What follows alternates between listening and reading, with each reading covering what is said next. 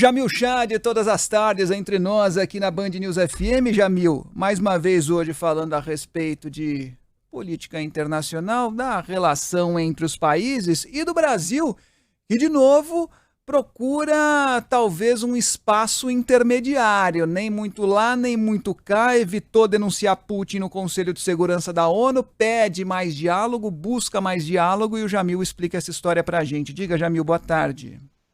Fábio, Adriana, boa tarde a todos. Boa tarde. Olha, o Conselho de Segurança foi convocado hoje para uma reunião de emergência, na verdade, convocada pela França, justamente para falar desse momento absolutamente tenso. De um lado, a Rússia, Vladimir Putin falando, ameaçando com, inclusive, armas nucleares, convocando 300 mil homens extras, apontando para a anexação de uma parte da Ucrânia, tudo isso acontecendo. Do outro lado, os governos europeus e também o Ocidente pressionando, denunciando Putin.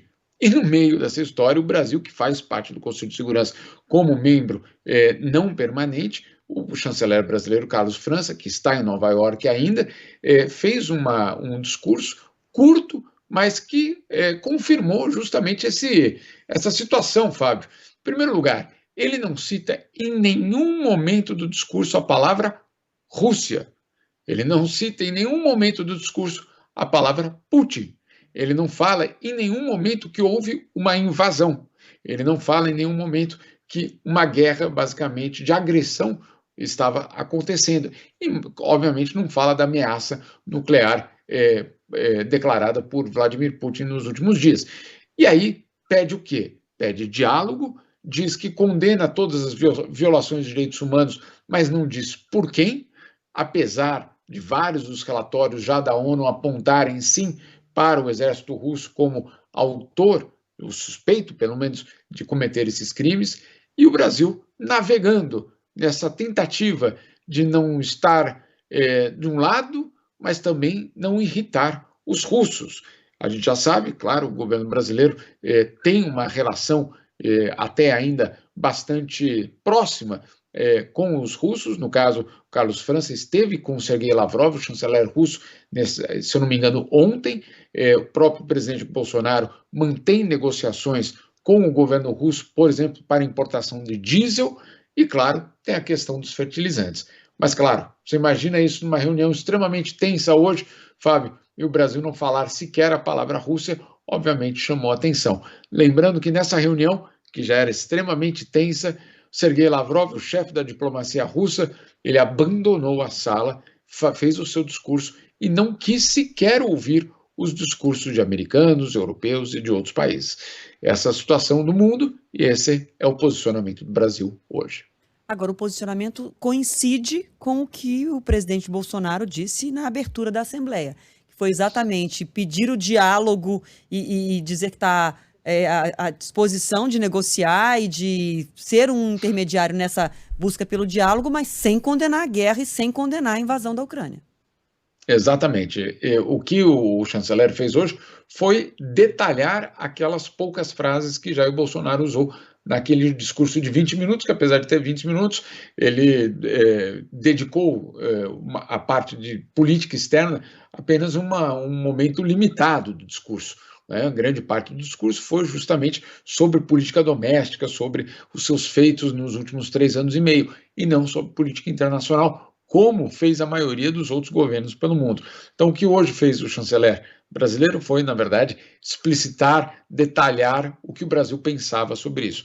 E aí, mais uma vez, fica muito claro que o Brasil não quer irritar a Rússia, que o Brasil evita condenar publicamente o Kremlin e que não cita nenhum tipo de responsabilização por parte, claro, do próprio presidente Vladimir Putin.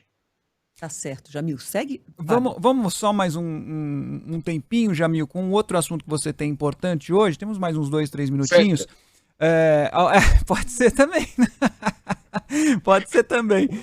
Pelé aqui, meu caro. Ele é o Pelé aqui, né? Você imagina... Você é fã? Não, eu não. Eu tenho um país inteiro que só fala nele, entendeu? Eu posso imaginar. Mas e a comoção para a aposentadoria dele? Não era essa pauta, mas vamos nessa. Como está a comoção aí na Suíça depois do anúncio da aposentadoria do Federer? Não, Fábio, vamos também colocar em perspectiva. Não há comoção na Suíça nunca. Então, não seria agora. Nunca, Jamil. É séria a pergunta. Nunca. Não tem nenhuma situação assim que você vê que tem uma sensibilização no sentido de eles expressarem mais os sentimentos? Eles não são mais frios mesmo? Não é uma questão de. Eu sinceramente, eu gosto muito daqui, não vou dizer que não. Estou há 22 anos aqui. Não é uma questão de frieza, é uma questão de outra reação aos fatos. Eles podem ser extremamente calorosos, mas de um outro jeito, com uma outra pegada.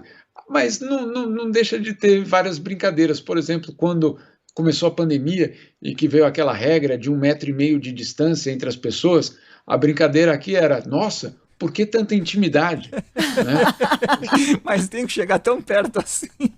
Exatamente.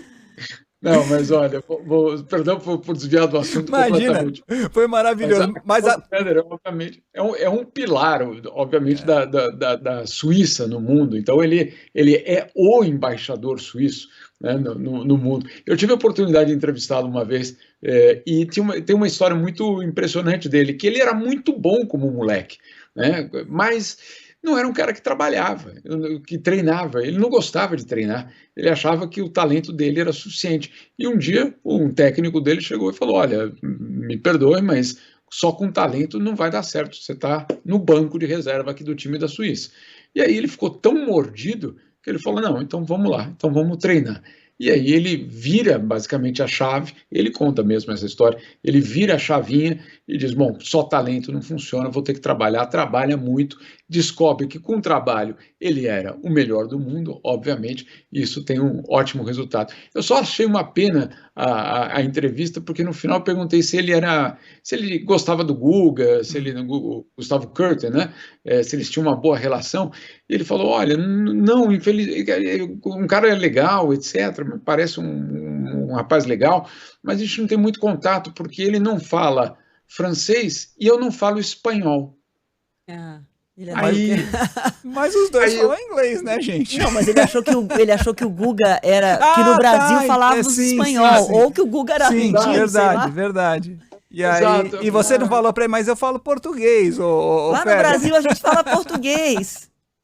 Não, mas é aquela situação que você fala, puxa, que pena, né? Deixa passar, até o melhor do mundo acha que a gente fala português, espanhol, mas tudo bem. E que nossa capital é Buenos Aires? Não, calma. Não. Olha, agora eu vou contar um casinho rápido. Se os suíços são mais frios, eu não sei. Aliás, eu não conheço a Suíça, tenho muita vontade de conhecer. Mas as mães suíças são mais calmas que as brasileiras. A minha filha foi à Suíça e na volta, uma vez ela me contou que as criancinhas pequenininhas, segundo ela, o Jamil pode me dizer, de 3 anos de idade, 4 anos de idade, botam um coletinho e saem sozinhas, ninguém leva para a escola. Eu achei isso. Primeiro que eu achei uma evolução, que os motoristas param, que vê a filinha de criança, cada uma saindo da sua casa. É assim, Jamil, as mães não morrem do coração. Não, só as mães com origem latina, entendeu? As que falam espanhol. Exatamente. Aí elas não aguentam. Mas não, tem uma tradição que é dos filhos irem para a escola sozinhos, mesmo de ônibus, mesmo caminhando, etc. Tem essa autonomia logo desde cedo, que é justamente uma das características, talvez, da sociedade inteira, essa questão da garantia da autonomia. Mas isso também só pode ser feito quando você tem uma segurança quase total, o número de crimes é extremamente baixo. Então, claro, nesse contexto você pode pensar nisso tudo. Fora desse contexto, não é nem humano pensar nisso, né, Adriana? Não, fora desse contexto a gente segue sonhando com esse dia que a Suíça chega aqui. Ô, Jamil, obrigado pela pauta esportiva cultural. Deixa outra para outro dia. Foi ótimo. Beijo, querido. Obrigado. Adorei o improviso. Desculpa. Um abraço. Abraço. Tchau.